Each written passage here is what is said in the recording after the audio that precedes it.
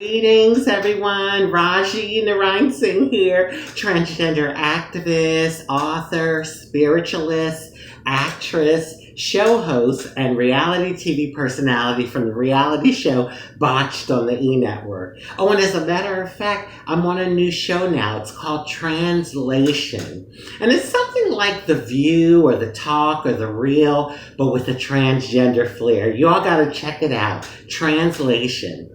So I'm coming to you from a very humble home here in Victoria Park, Florida, USA.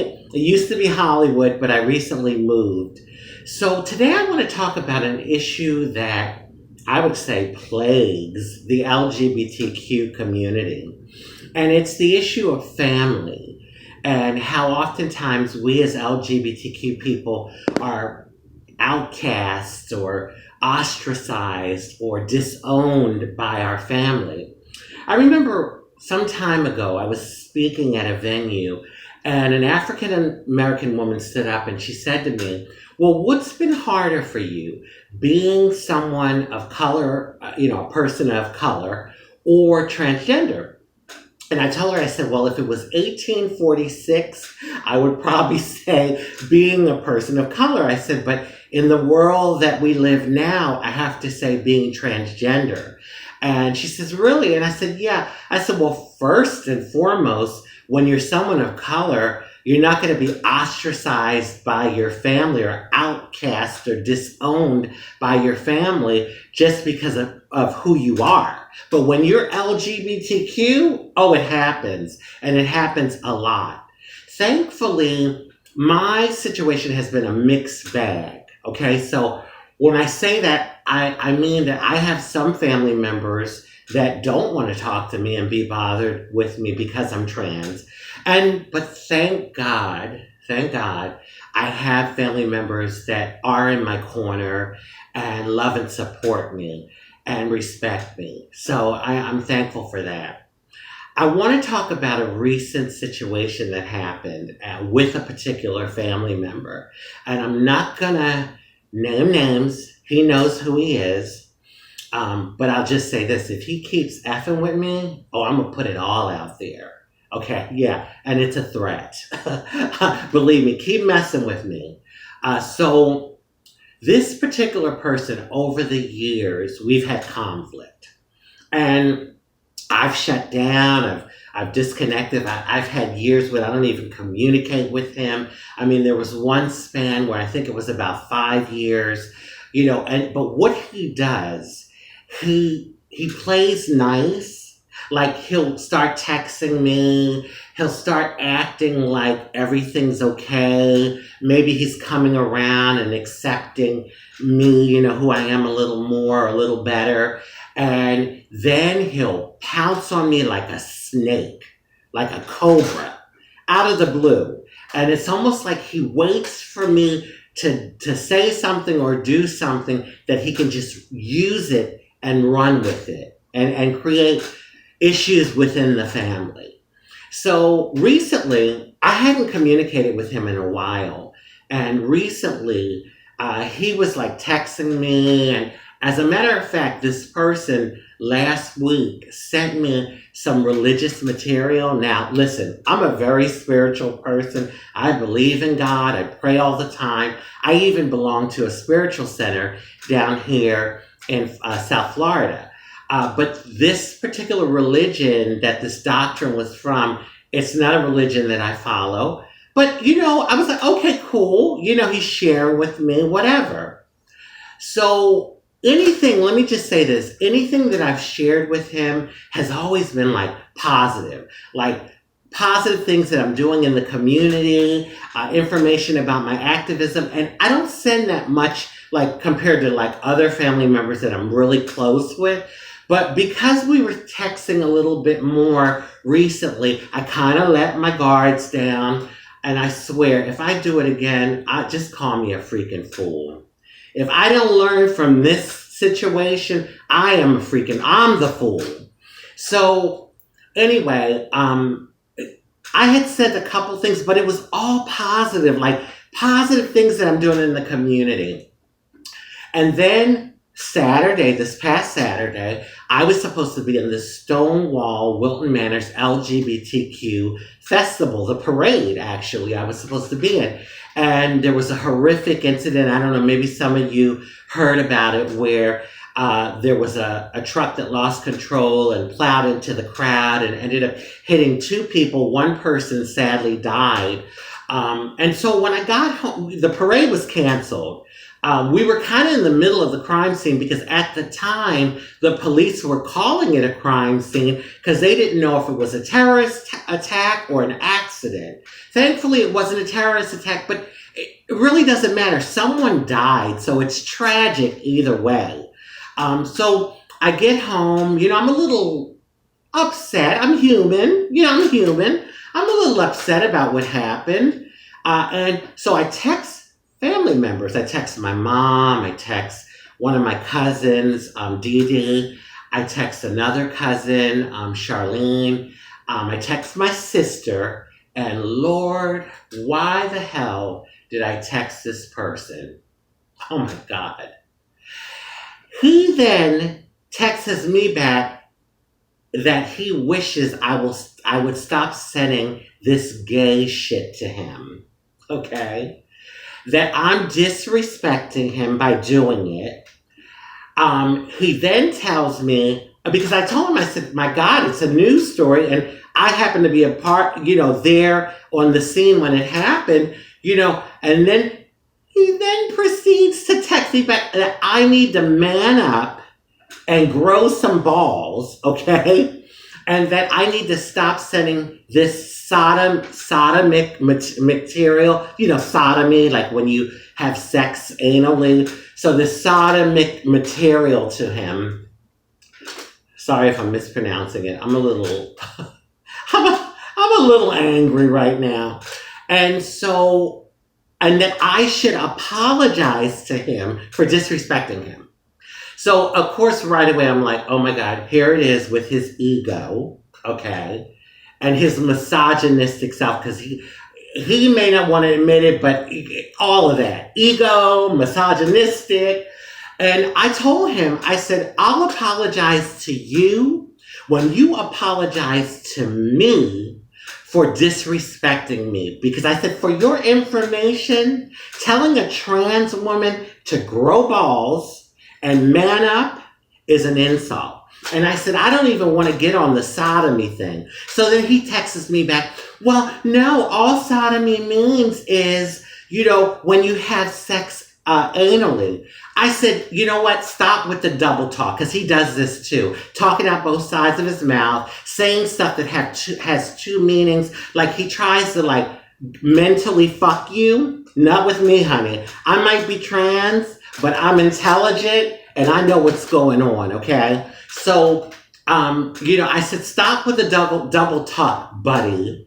I said, I know what the hell sodomy means. I said, but 9 out of 10, when someone uses that word, they're using it in a derogatory manner. So stop it. You know what I'm talking about.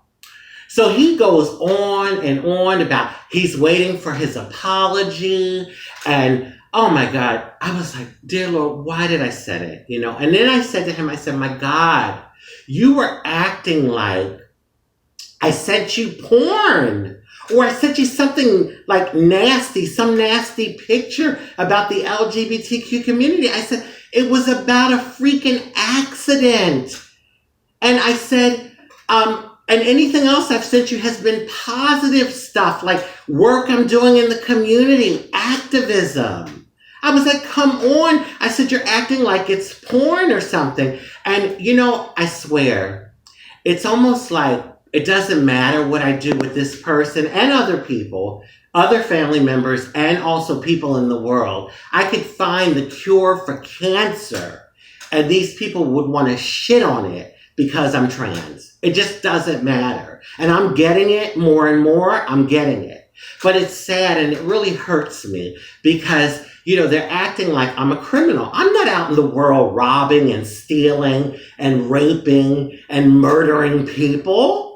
I'm doing good things with my life.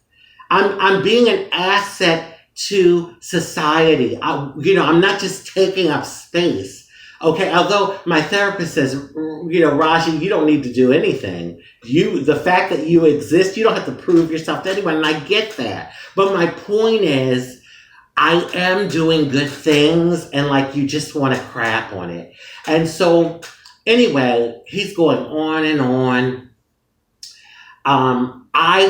This was on Saturday night, so I stopped communication. So nothing Sunday. On Monday, he texts me, well, I see that the news is saying that it wasn't a crime scene. It was an accident scene. Okay. But I said, my point is, at the time, the police were treating it as a crime scene, and I happened to be in the middle of that. Oh my God. Always wanting to like disregard me and like put me down. And but because I had feelings that I was at a scene where someone died, I need to man up and grow some balls? Really? And I told him, I said, I have more balls than you will ever have, because I have dealt with so much in my life. Okay, all that I've been through, the discrimination, the injustices, the beatdowns, the bullying, and having the courage to stand up and be myself against so many naysayers. Okay? So I got some balls, honey.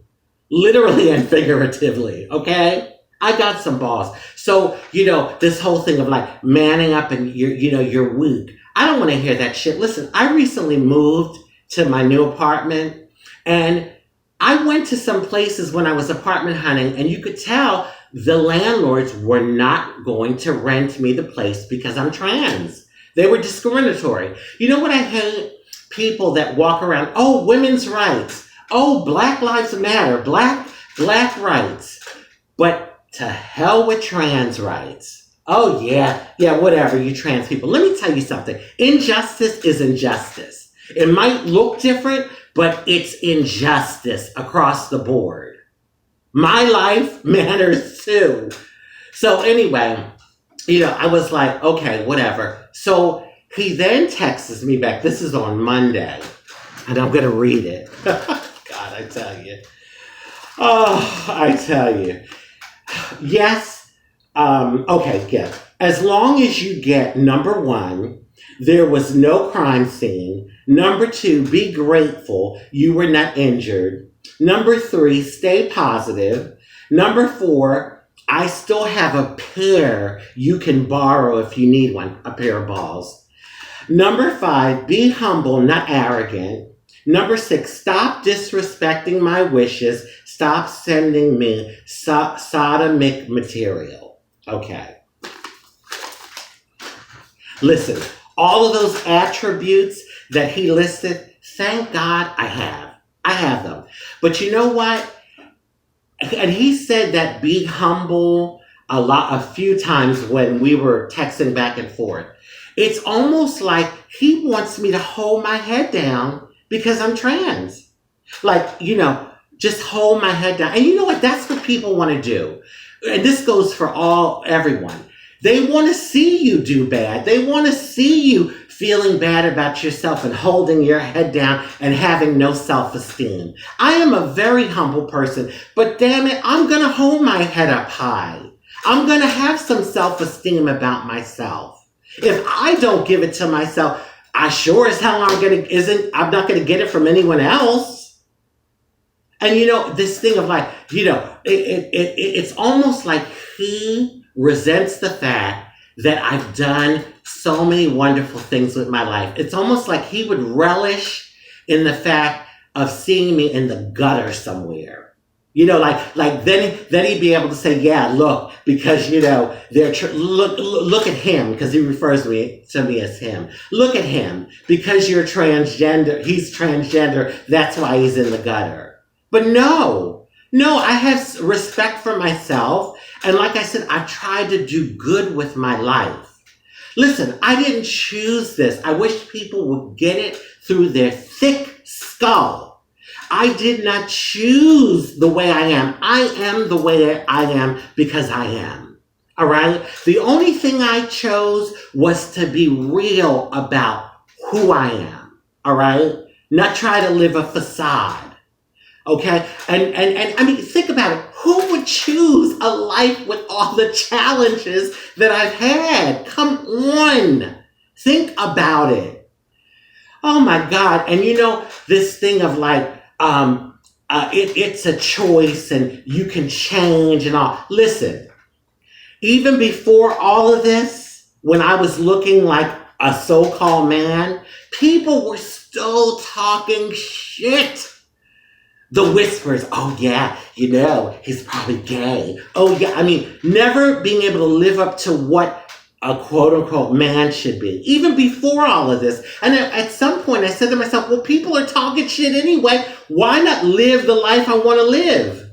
Because they're talking crap. I mean, I remember going to different events and stuff where, family events, I should say, where, you know, the whispers. And this is when I'm looking like a guy. I mean, I was a pretty boy, of course. But what I'm saying is, you know, they were talking shit. I mean, from the age of 4, they were calling me faggot. And here it is, I'm an innocent child at 4 years old, and they're already seeing the femininity.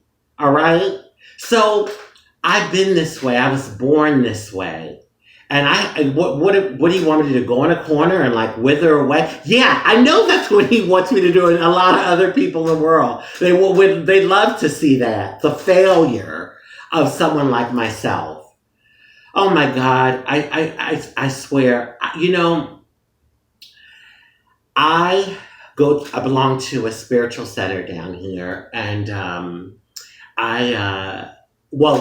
since COVID and everything, you know, they've been pushing the online service, although the church is open again, but I just been doing the online thing. I'll probably go back soon in person. But Sunday, ironically, after the incident on Saturday night, our minister, Reverend Michaels, Chris Michaels, doctor, he was talking about family. And I was like, oh my God, if this doesn't hit home.